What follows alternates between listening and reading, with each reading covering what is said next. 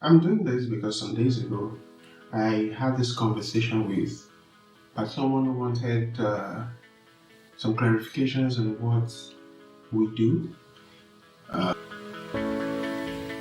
The issue of sustainability came up, and because he said he felt because the people he has worked with always made him believe that as long as you have some form of renewable energy, some recycled products, recycled material finishes, and all of that, and then that makes your project sustainable. And I'm like, do you know you can have a sustainable project that does not in any way have any form of recycled elements? And it's like, no, that's not the truth. That would defeat the purpose of renew, reuse, recycle. And he sincerely thought, I could see the sincerity in his reasoning, in his opinions, and his. And like him, maybe you also have this sincere misconception. I get you. Yeah, you're all right. It's just everyone sort of seems to believe in a part that is dear to their heart, and I really understand and support the environmental lobbies.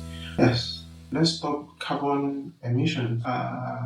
Yes, let's stop carbon emissions. But how sustainable is that for a country, for a developing or third world country? Say Nigeria, for example, where your economy is built on oil. So what happens when you stop burning fossil fuel? How will the country survive? So it goes beyond just looking at one aspect of the divide.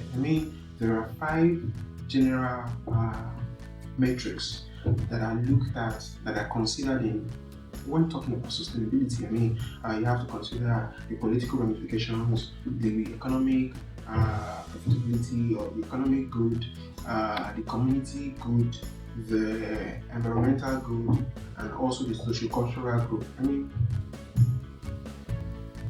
What this means is more than your building, more than it could be the oil, it could be the recycled elements, it could be renewable energy. Any of these items needs to at least be conscious of the people along those five metrics. So when you talk of community or neighborhood, it's the people. When you talk about economy, we need to consider the good of the people economically, politically, environmentally, socioculturally, and neighborhoodly and neighborhood-wise. The focus of this discussion is actually many non-technical people who have been confused in one way or the other to believe that just derivatives of sustainability is equal to sustainability. And we can look at that in so many ways. So, like my friend who at the end of our conversation had a better understanding of what sustainability is, and now understands that sustainability is a whole package that comes through and through. It doesn't just focus on one aspect of the economy or one aspect or one item or one issue in the community. It focuses on the community itself.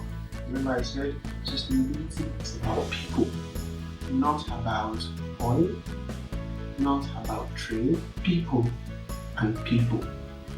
If people do not benefit along these five metrics, then you're not building a sustainable model.